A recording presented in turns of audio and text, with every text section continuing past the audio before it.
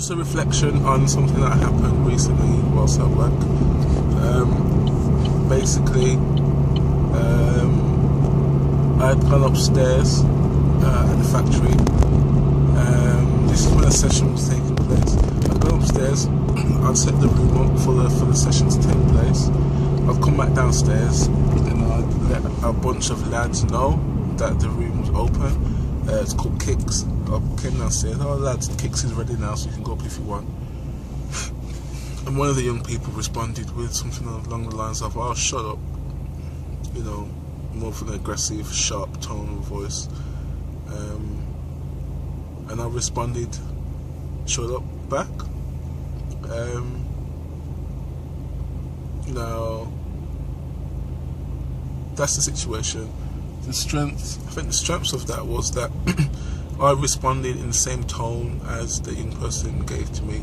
Therefore, it's kind of like two forces. When two forces collide, they're stuck in the middle. Does that make sense? In this situation, the two forces collided and it stopped. The situation came to a halt immediately. So I think that's a definite strength of the way I approach that. The weakness is that I definitely left myself open for anything really. You know, the young person could have jumped up and said, "Who are you talking to?" You know, and it could have escalated to that extent. Definitely.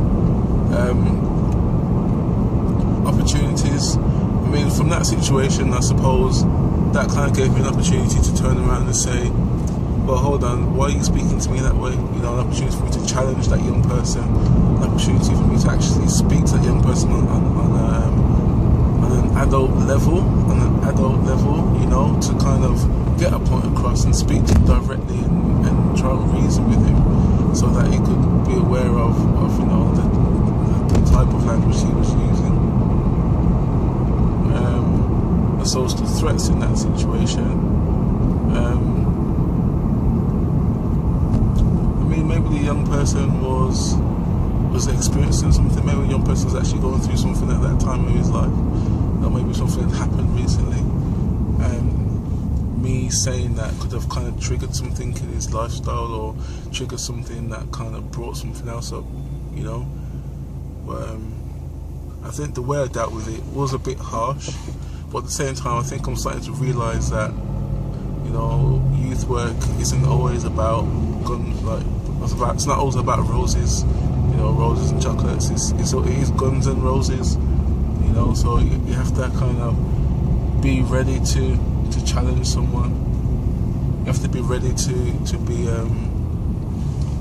be spat at, so to speak, you know. So you have to be ready for that. And I think good youth work puts young people in a position where they are challenged, you know, where they are, you know, challenged. So yeah, I think looking back on how the situation went, I think it went well.